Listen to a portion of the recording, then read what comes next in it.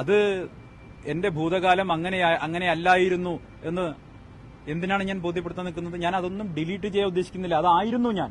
പക്ഷേ എന്റെ അന്നത്തെ നിലപാടുകളെ പൂർണ്ണമായും തള്ളിക്കളയുകയും വിഷം അമിപ്പിക്കുന്ന, വിദ്വേഷം അമിപ്പിക്കുന്ന അത്തരം പ്രസ്ഥാനങ്ങളോടുള്ള എന്റെ എല്ലാ വിയോജിപ്പുകളും തുറന്ന് പ്രകടിപ്പിച്ചുകൊണ്ട് അവിടെ നിന്ന് ഇറങ്ങിപ്പോന്ന് മതനിരപേക്ഷതയുടെയും സാമൂഹ്യ സമരസതയുടെയും ഒപ്പം സാഹോദര്യത്തിന്റെയും നിലപാട് സ്വീകരിച്ചുകൊണ്ട് UDF-ലേക്ക് കയറി വന്ന ഒരാളാണ് ഞാൻ.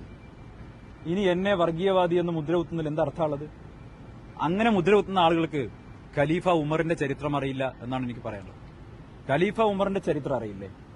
പ്രവാചകനെതിരെ എന്തൊക്കെ ആക്ഷേപമായിട്ട് നടന്നയാളായിരുന്നു.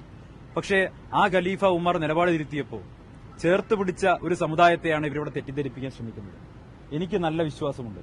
എന്നെ കേരളത്തിലെ ലക്ഷോപലക്ഷം വരുന്ന മതേതരത്വ വിശ്വാസികൾ, മതേതര വിശ്വാസികൾ, മതനിരപേക്ഷ വിശ്വാസികൾ എന്നെ നെഞ്ചോട് ചേർത്തിട്ടുണ്ട്.